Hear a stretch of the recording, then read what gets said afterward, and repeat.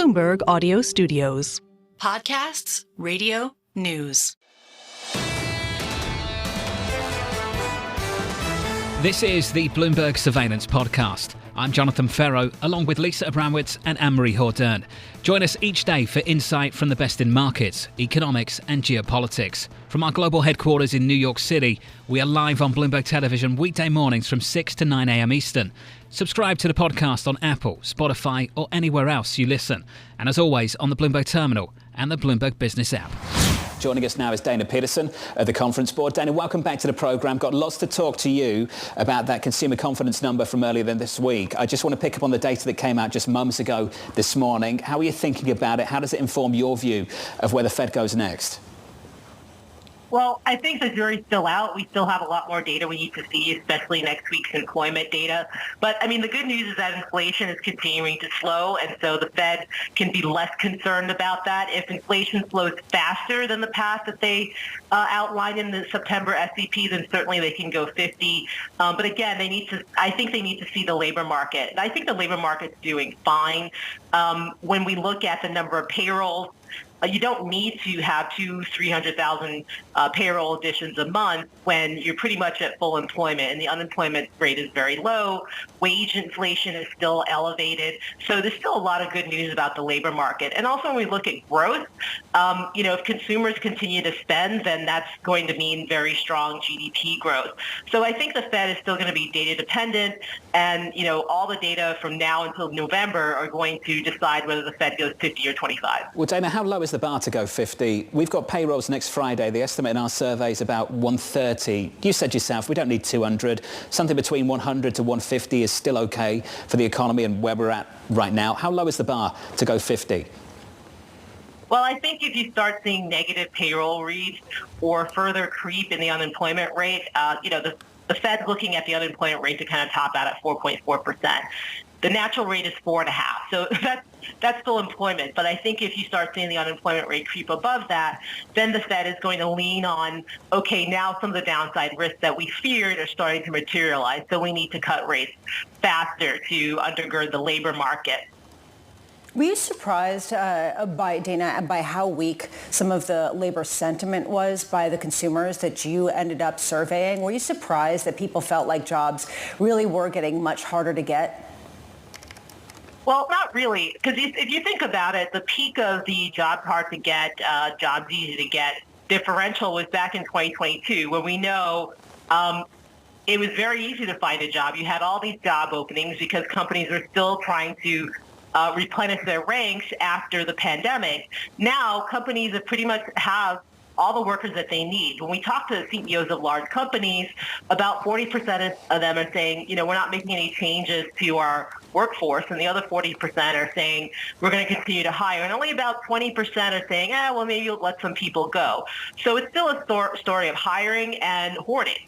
And so if that's the case, then you're not going to see big payroll gains month after month because we're at full employment. We also saw a decline in consumer sentiment just more broadly. And previously, it had been really inflation expectations that were driving that. When people felt like the cost of the goods they were buying were going up at a dramatic pace, they felt pretty bad about that, pretty negative. Do you think that this had more to do with the jobs picture maybe softening from a very strong level? Or do you think this has more to do with things like the election and other sentiment factors that come into some of these economic points? Sure. Well, the measures that go into our headline are business conditions, the labor market, and income. The election or inflation, those measures don't fold up into the headline. And certainly when we look at the headline, it really has been moving back and forth. Certainly the last reading was at the bottom of the range that we've seen over the last 2 years.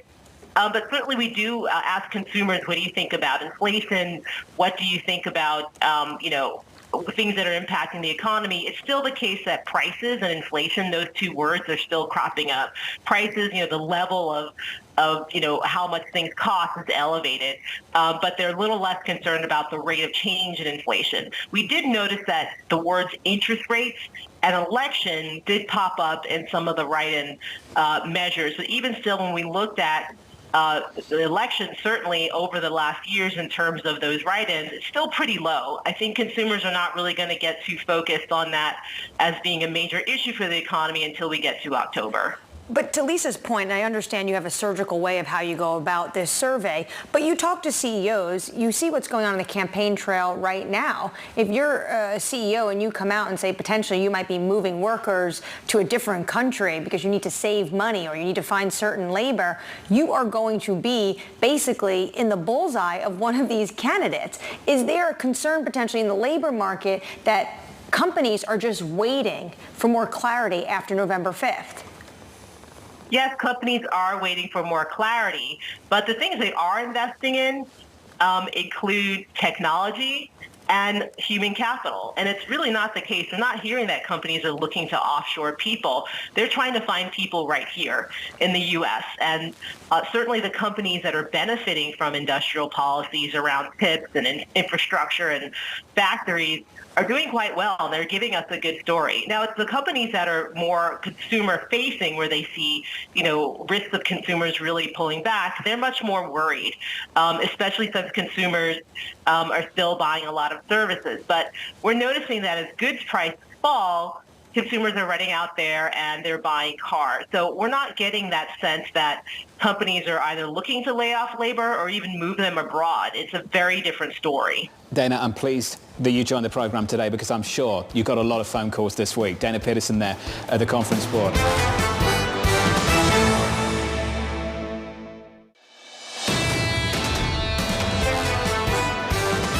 Joining us now is Kristina Hooper of Invesco. Kristina, it's good to see you. Welcome to the program. It's great to see you too. Is this the real deal, a game changer in China this week? I think it could very well be. I mean, certainly the initial reaction suggests that it could be, that it's certainly more than was expected and seems like there's a real commitment to follow up with more as needed. Talk to me about what changes for you, because a lot of people are waking up thinking, I've been overweight US relative to the rest of the world for a long, long time. Does that need to change? I do think it needs to change somewhat, but I would say where the bigger overweight is still cash.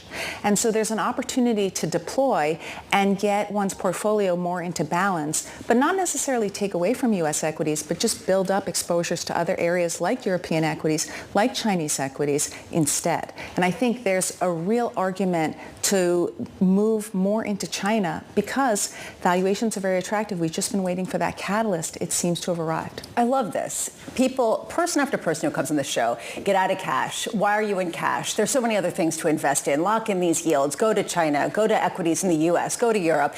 And what did we see over the past week? The biggest weekly flow into cash funds, into money market funds, going back to March of 2023. How do you understand that? Well, I think there's certainly a lot of nervousness out there. There is an excitement about rate cuts and the opportunities that they bring, but there's also this trepidation that what if that 50 basis point cut was a crisis cut? What if the economy is on worse footing than we think? And let's face it, what if other areas of the world are on worse footing than we think? So I think there's certainly a bit of a split personality for markets right now, where there are those that are hedging their bets. Look at the kind of money that's going into gold as well.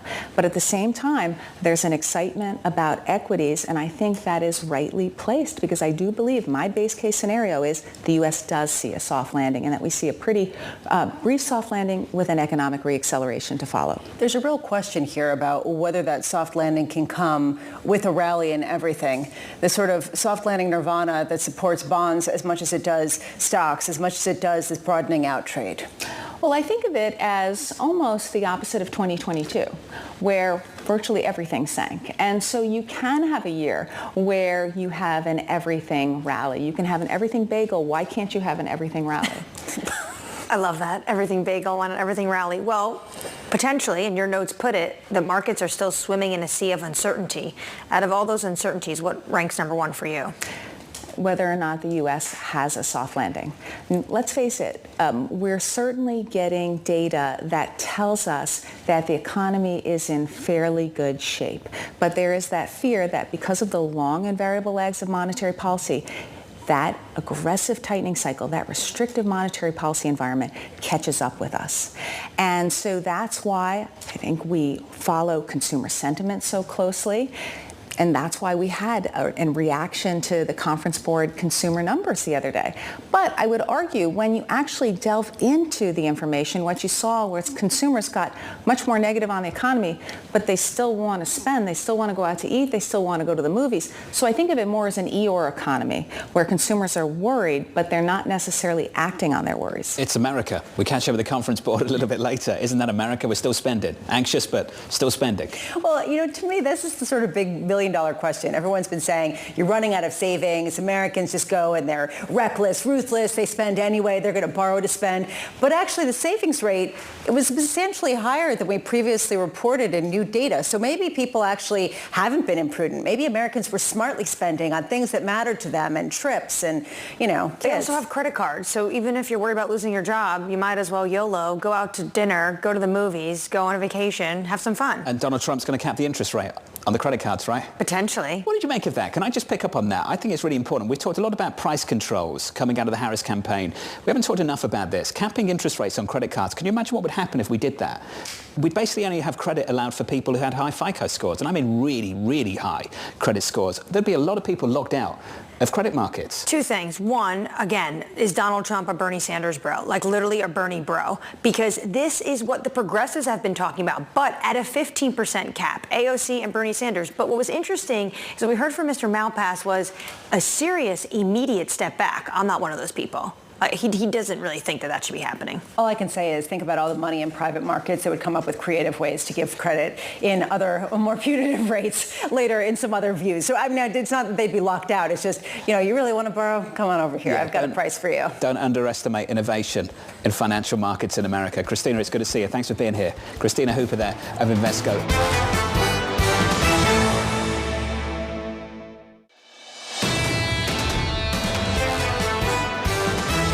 Marvin Lowe of State Street staying bullish, writing this: the Fed put is alive and well. The Fed's willingness to start with a 50 basis point rate cut, while remaining data dependent, essentially hands the market the option to push the Fed towards 50 on any sign of economic weakness. Marvin Lowe joins us now for more. Marvin, I've said this a few times over the last week. Does it get much better than this?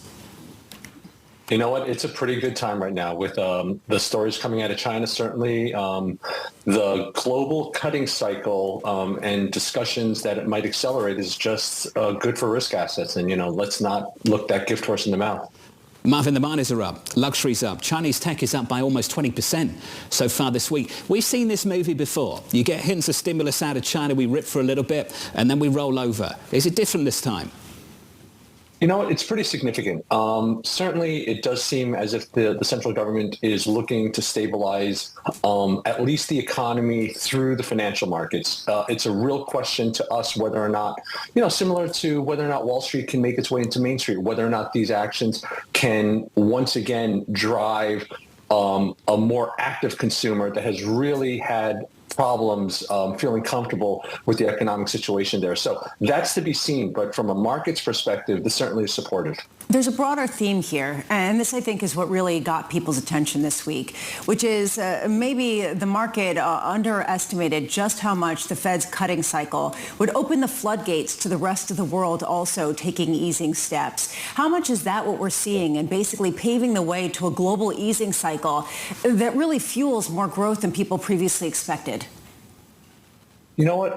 I've always been of the thought that while everyone expected the Fed to cut, it really took a view of how the cycle was going to evolve in their minds, in the FOMC's minds, to get investors comfortable with how that might domino through the rest of the world. So yeah, there is a bit of that, even though everything has been, fairly well priced.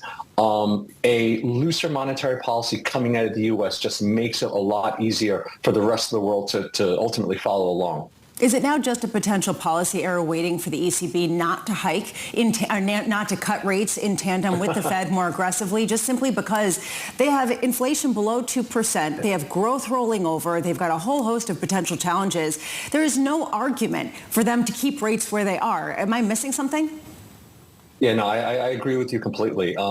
What is going to be interesting, I think, as we go into next year, are potential changes in R-star, kind of, if you will, this neutral rate, where in Europe, it looks like their R-star could potentially be lower than what it was before the pandemic, where in the U.S., we're still debating whether or not kind of this 2 7/8 neutral rate, which is, almost 50 basis points above where it was before the pandemic started, makes sense. Does it need to be even higher than that? And that's kind of the monetary policy dispersion that we had been expecting really for the last year and a half, which is now finally playing out.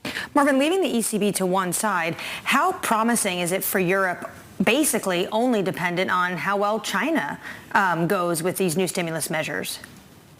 I mean, for sure, we have to look underneath the covers there and wonder what that economy looks like. It's, again, part of that R-star discussion I'm talking about. It's Germany's really real inability to kind of get out of its doldrums.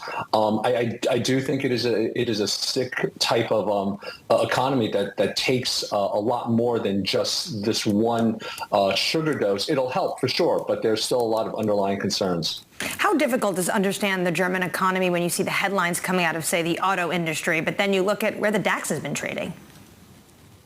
Yeah, I mean, for sure. Again, it's the separation between Wall Street and Main Street to a certain degree. Germany has really benefited from a pre-pandemic world, which was much different from a geopolitical perspective, which is, certainly impacting Europe a bit more than it might be the U.S. economy. And we really need to think through that as a potential headwind as we go into an environment where geopolitics potentially becomes a much higher headline concern than it really had been in the mid-2010s, if you will. Okay, putting aside potential geopolitical shocks, you are potentially much more bullish than you were, say, a week ago. Is that an accurate characterization? No. I mean, I really did feel that the cutting cycle was something that was underappreciated. I do think that the tailwinds globally is pretty significant. So, I've liked stocks for the better part of the summer. Okay, so you've been bullish for a while. And that's what a lot of people have been saying. They're getting more bullish as the cutting cycle goes on.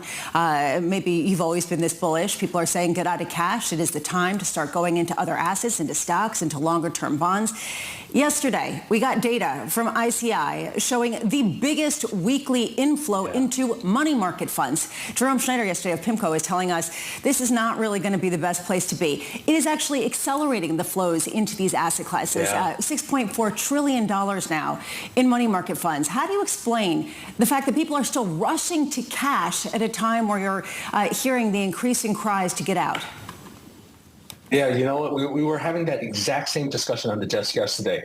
There are a lot of things that don't necessarily package well in terms of the flows and liquidity. I do think it speaks to the amount of liquidity that remains in the system, which ultimately is supportive until we really start to worry about liquidity, if you will. At the same time that's happening, we've got this Treasury conference that's going on at the New York Fed where they're talking about thinking what the liquidity situation will look like as QT kind of goes on. So for the moment, it is a tailwind. There is a lot of liquidity in the system. I think it speaks to the growth that we have in the U.S. and that potentially either supports retail and or supports the market. But QT will continue to operate in the background given that there's so much liquidity out there. And we do need to think through into the second half of 2025, which feels like a lifetime away, when maybe all of these tailwinds we have really start to die down. 2025, I think we've got to talk about the policy anxiety around the election. Marvin, do you think we can avoid that kind of gap lower in the equity market as we anticipate what may or may not happen November 5th? I mean, you know what? There's so much that's going to happen in early November. Certainly the elections, hoping that we actually have an answer, if you will, after the elections. The Fed is that week also. The risk that I would look at in terms of top priority to getting a little bit lesser. Number one is whether or not we can call who the president is comfortably. If we can't, that is an absolute risk premium that the market needs to absorb. In terms of policy itself, there's going to be a knee-jerk reaction where Democrats are viewed less less cooperative to the markets, if you will. But policy itself that gets put in place, I think we need to figure out who Congress is and what they can actually get done.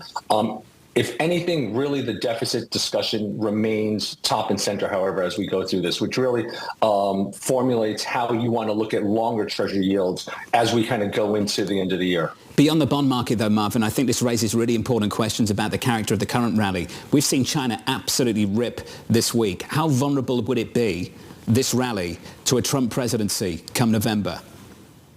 Oh, for sure. Again, I do think that a lot of what we're seeing in China is market supportive, but not necessarily economically supportive. We've had head fakes before. It takes the real economy in China getting firm footing to really justify the kind of rally that we've been seeing. Marvin, enjoyed this. Thank you, sir. As always, Marvin Lowe there of State Street. This is the Bloomberg Surveillance Podcast, bringing you the best in markets, economics and geopolitics. You can watch the show live on Bloomberg TV weekday mornings from 6 a.m. to 9 a.m. Eastern. Subscribe to the podcast on Apple, Spotify or anywhere else you listen. And as always, on the Bloomberg Terminal and the Bloomberg Business app.